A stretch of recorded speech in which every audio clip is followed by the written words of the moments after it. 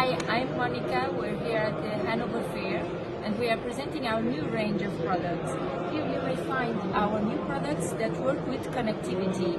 So I will show you how you can connect them to the APP. Come closer. So you can see all these devices have the possibility to connect to our APP.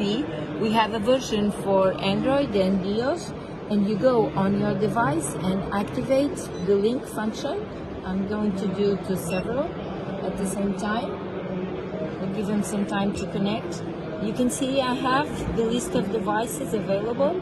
I select the one I want to see, I connect it, and then it starts making the different registers for the measuring you're making.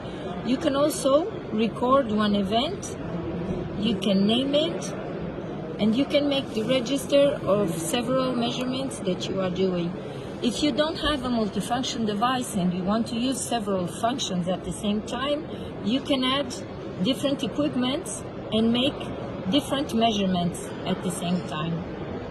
Plus, when you stop recording and you have it all registered, you can check the list of recordings and export to a CSV file or to Excel and make your reports directly.